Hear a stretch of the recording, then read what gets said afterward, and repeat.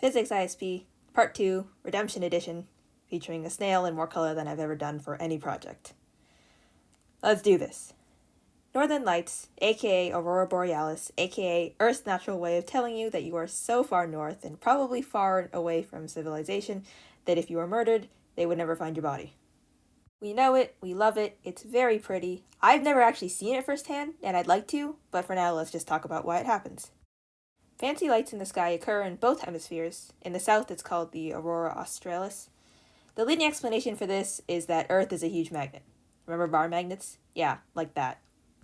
The magnetic field looks like this, where the lines flow from the geographic South Pole to the geographic North Pole. Solar wind, which is a stream of charged particles, escapes the sun's gravity and flows past Earth, where said charged particles enter the Earth's magnetic field and spiral along the field lines towards the poles and the surface of the Earth.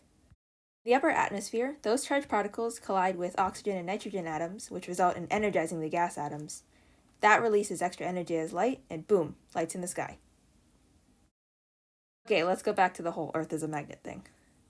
We know that Earth has two geographic poles, north and south. Those poles are also where Earth's axis of rotation meets the surface. We know that compass needles will align themselves to point to the magnetic poles.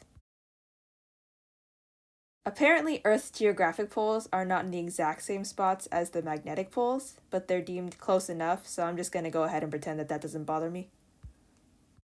To make it more confusing, since the north pole of the compass needle points to the south magnetic pole of the Earth, technically the geographic north pole of the Earth is also the magnetic south pole, and vice versa.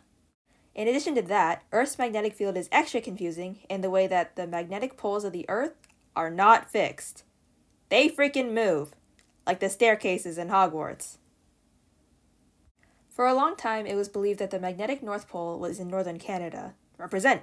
But in 2011, it was located well within the Arctic Ocean, and now it's slowly crawling its way to Russia at around 60 kilometers per year. For reference, the average speed of a garden snail is 0.048 kilometers an hour, and if I did the conversion right, that's about 420.48 kilometers per year. So not even a snail's pace. So why does this happen? Well, we're thinking it's because of the electric currents in the Earth's liquid metal electricity conducting core. The Earth spinning on its axis causes the liquid core to circulate current, and that causes the magnetic field. However, the circulation has a complicated flow pattern, and changes in its pattern causes changes in the field, which moves the magnetic poles just a bit.